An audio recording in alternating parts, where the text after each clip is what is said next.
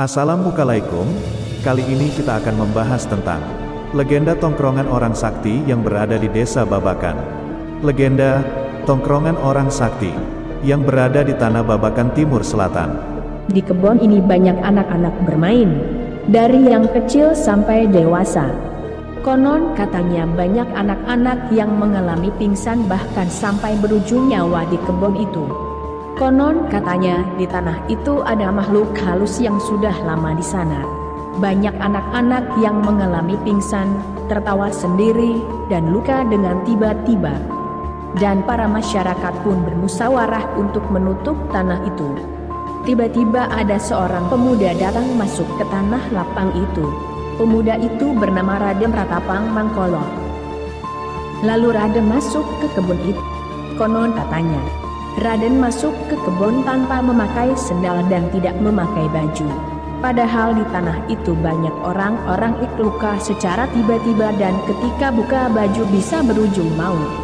Malah sebaliknya Raden ini masuk dengan tidak memakai sendal dan tidak memakai baju, dan di sanalah Raden tidur di bawah pohon huan yang dibilang pohon paling angker.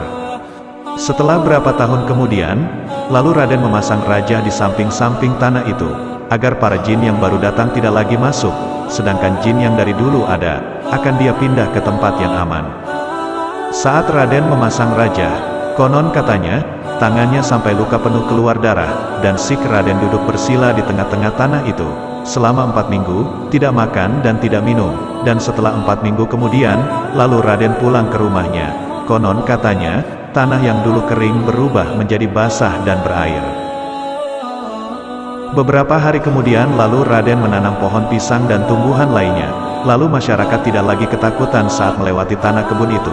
Dan banyak juga, orang-orang meminta hasil menanamnya, seperti buah dan sayur yang Raden tanam di kebun itu. Ada yang namanya kelor, ketujur dan daun ambondot dan lain-lain. Konon katanya, kalau masyarakat sana mau minta daun ambon, dilarang untuk mengambil yang di tengah, hanya boleh di pinggir-pinggir saja. Juragan bertanya, Raden, saya mau bertanya, kenapa kami tidak diperbolehkan mengambil daun ubi yang di tengah itu?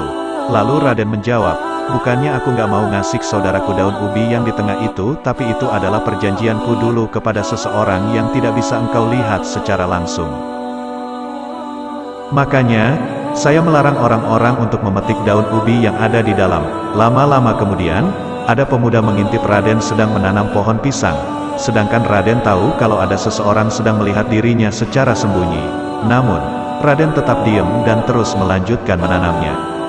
Setelah hari mulai malam, lalu Raden Ratapang tidur di bawah pohon huan, dan sik pemuda yang bernama Raden Perana terus mengintip Raden Ratapang sampai larut malam. Saking penasaran Raden Perana masuk ke kebun itu secara diam-diam.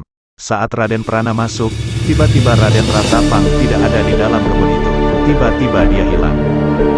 Dan Raden Perana terus mencari Raden Ratapang yang entah kemana bersembunyi. Raden Perana terus mencari sampai azan subuh tiba. Saking lelahnya dia mencari nggak ketemu-temu.